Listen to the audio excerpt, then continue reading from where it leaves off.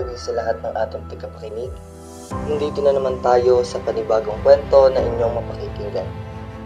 Pero bago tayo magpatuloy, nais ko nyo na magpakilala. Ako ang inyong TJ Jello sa segment na Yugto ng Buhay. Gaya ng nakasanayan, pumili kami ng totoong kwento ng buhay mula sa mga nagpadala. Mga kwento kung saan matututo tayo tungkol sa mga karanasan sa buhay, heartbreaks at moving forward. Ating tunghayan ang kwentong pinamagatang Fiona na ipinadala ng ating masugid na tagapakinig na si Michelle. Dear DJ.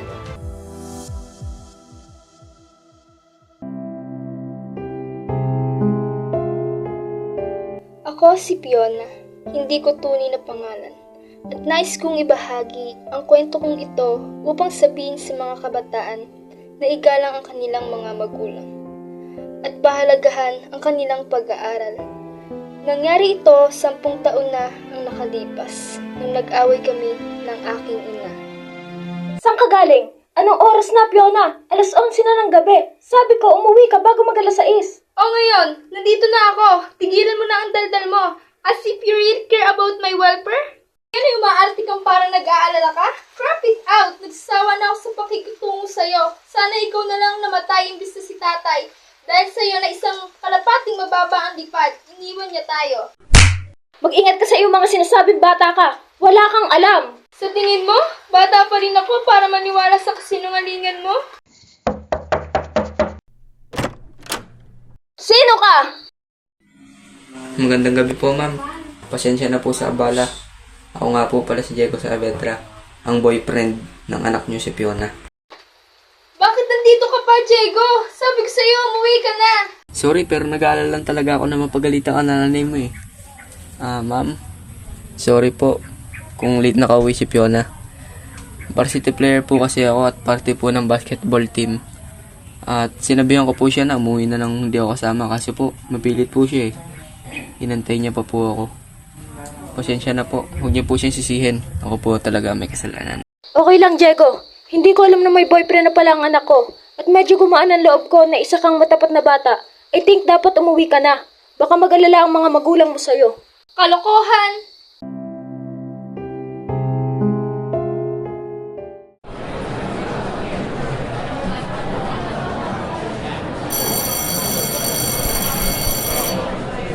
Lunch break na! Balik na tayo sa classroom natin, girls! Seryoso, Fiona? Gusto mo pa bang bumalik sa klase ni Mr. Tan? Hindi ako magsasayang ng oras sa klase niya. Pero Kira... Tama si Kira, mag-cutting class tayo. Leslie, baka may mag-report tungkol sa hindi natin pagpasok sa klase niya. Akala ko ba matapang ka, Fiona?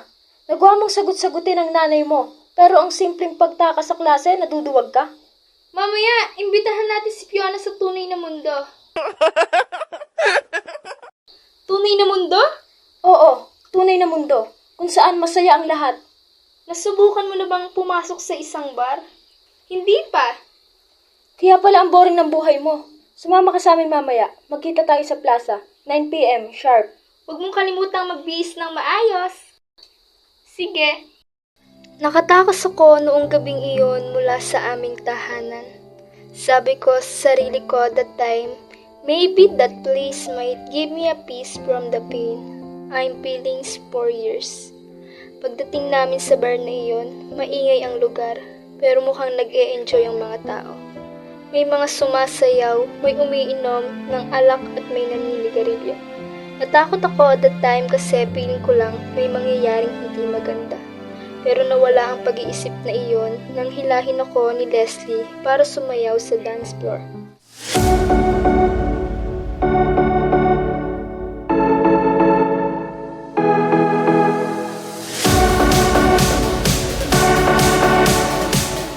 Oh my God! Gusto ko ang atmosphere ngayong gabi! Hoy, Fiona, bakit hindi ka sumasayaw sa amin? Hindi mo ba bilang good vibes dito? Sumayaw ako at that time, and as time goes by, I found myself enjoying that place. Natigil lang kami sa pagsasayaw nang sabihin ni Kira na may gusto siyang inumin. Pumunta kami sa isang private room at umorder sila ng drinks. Fiona, inumin mo ito. Makakatulong ito sa iyo na magkaroon ng mas maraming enerhiya. para ma-enjoy mo ang buong gabi. Salamat.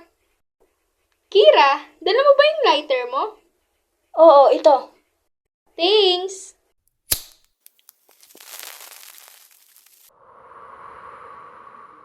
Fiona, dapat manigarilyo ka rin. Nakakatulong ito upang mabawasan ang stress na ibinibigay sa iyo ng iyong ina. I don't think so. Huwag ka nga, baby. Subukan mo lang.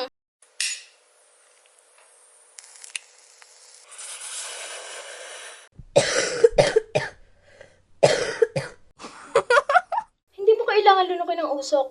Gawin mo lang ito. Kailangan mong sanayin ang sarili mo. Hi, Kira. Hi, Leslie. Hi, Ken. Oh my God! Ken! Nandito ka? Oo naman. Lagi lang ako sa paligid. And who is this chick? Si Fiona? Kaibigan natin siya. Maganda siya, ha? Ay, mister, pwede po bang tanggalin ang kamay mo sa hita ko? Ay, pasensya na, Fiona. pwede ba kitang ligawan? Hindi, may boyfriend na ako. Sayang naman, kung maging kaibigan kita. Okay. Fiona, punta lang ako sa comfort room. Samahan kita, Les. Hintayin mo ako dito, Fiona. Iniwan nila ako kay Ken. Hindi ko gusto ang tingin niya sa akin. Sinubukan kong tumakas pero pinigilan niya ako. Fiona, saan ka pupunta? Sabi ni Kira at Leslie, hintayin daw natin sila. Tumango lang ako that time. I was praying na sana makabalik na sila. Nagsimulang magtanong si Ken tungkol sa akin at mas nakaramdam ako ng takot dahil 30 minutes na lumipas at hindi pa bumabalik ang mga kaibigan ko. Inalok ako ni Ken ng inumin pero tumanggi ako. Hi, nasasaktan ako. I am trying to be your friend, pero parang ayaw mo akong maging isa sa mga kaibigan mo. Ay, I'm sorry. Tangkapin mo na tong inumin. Sige na. Cocktail lang ito. Promise, hindi ka malalasing nito. Tinatanggap ko ang inumin na inaalok niya dahil ayaw kong maging bastos. Baka masaktan ako kapag tumanggi pa ako. Nagsimula akong mahilo at nakita ko ang malademonyong ngiti niya. Niloko niya ako. Nag-init ang katawan ko and I felt helpless that time. Sinimulan niya akong hubaran. Sinubukan kong sumigaw at humingi ng tulong. Pero wala akong magawa. Umiyak na lang ako. Nirape ako ni Ken. Iniwan ako ng 2 kaibigan ko at hindi na sila bumalik. Pinagtaksilan nila ako. Napahinto lang si Ken nang marinig ang pito ng mga pulis. Officer, nag-enjoy lang ako kasama ang girlfriend ko. Hindi ko siya boyfriend. Sa malabo kong paningin, kita ko ang pag-aresto kay Ken at may lumitaw na lalaki at niyakap ako ng mahigpit. Fiona? Diego? Oo. Ako ito. Tinawagan ako ng nanay mo kagabi. Nag-aalala na siya sa'yo. Nasaan si Mama? Yumuko si Diego. Alam kong may mali. Hindi ko alam kung saan ako nakakuha ng lakas ng loob para tanungin siya kung ano nangyari kay Mama. Nasaan si Mama? Natake siya sa puso. Pagkatapos niyang malaman na magbarka. At dinala namin siya sa ospital pero huli na ang lahat.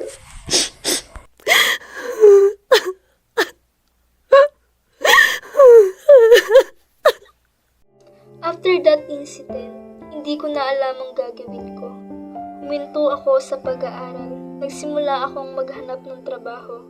Ngunit dahil sa pagiging menor de edad, karamihan kung saan sinubukan kong mag-apply, ay tumanggi na kunin ako. Sinubukan akong tulungan ni Diego, pero tumanggi ako. Nakipaghiwalay ako sa kanya dahil sa nangyaring pagdadahasa. Natakot ako at that time na baka buntis ako, pero after a month, medyo gumaan ang loob ko na hindi ako buntis. Nagsimula akong tumanggap ng paglalaban ng damit para magkaroon ako ng sariling pera para mabuhay. Hanggang isang araw, pumatok ang isa sa aking kapitbahay at may ibinigay sa akin. Fiona, niling nanay mo na ibigay ko sa ito bago siya pumanaw. Sinabi ko sa kanya na ibigay na lang sa ito ng personal. Pero sabi niya, baka hindi mo tanggapin. Kung mayroon kang anumang katanungan, huwag kang mahiyang pumunta sa bahay namin. Mabait ang nanay mo. Isa siyang masipag na babae na kilala ko. Siya, sige. Mag-iingat ka ha. Salamat po.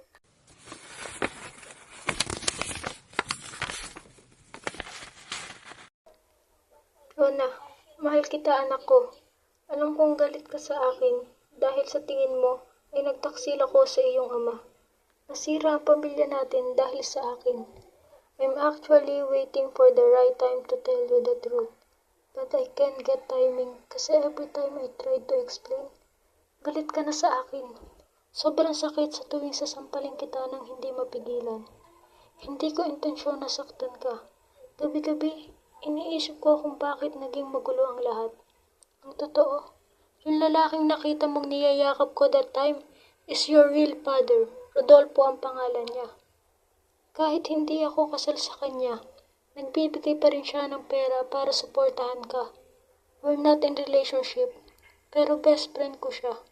Ang tunay na dahilan kung bakit ako nagpakasal sa tatay mong si Raul ay nahuli siya ng aking mga magulang noon na ginagahasa ako at akala nila siya ang dahilan kung bakit ako nabuntis.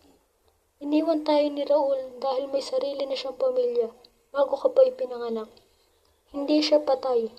Si Rodolfo talaga ang namatay. Kaya naman, pinigilan kita para makita ang burol niya. Gusto kong kilalanin mo siya bilang isang ama na pumanaw. Sorry, Fiona. Sorry sa lahat. Gamitin mo ang pera mula sa ATM card ko para mabuhay ka. Lahat ng pera mula dito ay galing sa iyong ama. Itinago ko ito dahil ito ay para sa iyo. Mag-ingat ka kapag wala na ako. Mahal kita, anak. Nagmamahal, Mama. Hindi ko na alam kung anong mararamdaman ko. Ang tanging magagawa ko lang ng oras na iyon ay umiyak gabi-gabi. Pinagsisisihan ko ang lahat ng masasamang nagawa ko sa aking ina. Lahat ng masasamang salita na sinabi ko sa kanya. Huli na para malaman kong mahal ko siya at pinahahalagahan ko siya. Pero ngayon, as of today, may sarili na akong mga anak. At happily married with Diego. Oo, sa ex-boyfriend ko. Marami talagang nangyari. I tried my best para takasan ang mga nakaraan ko at mag-move on. I might not totally move on but all I can say it's uncomfortable memory where I learned a lot of things. Ang susi para malampasan ang mga nakaraan. Kailangan mong maging matured. Kailangan mong isipin ang bawat aksyon na gagawin mo kung makaka-apekto ba ito sa mga tao sa paligid mo. Maaring hindi patas ang buhay, ngunit hindi ito dahilan para maging hindi patas sa iba. Pahalagahan mo kung anong meron ka ngayon, kaysa mawala ito sa bandang huli at ang pagsisisi ang guguyo sa iyo. Nais kong matuto ang bawat tagapakinig mula sa aking kwento ng aking buhay. Very truly yours, Fiona.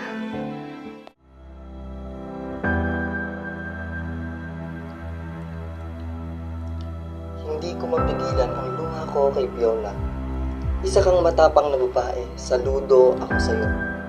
Kaya sa lahat ng nakikinig at makakarinig ng lahat ng ito ay magpulot na aral. Sana ay may natutunan kayo sa kwentong ito. Dahil ang pagsisisi ay lagi talagang nasa huli. Hanggang sa muli, ako si DJ Jello. Sa parteng ito, mamamaalam pansamantala ang yugto ng buhay.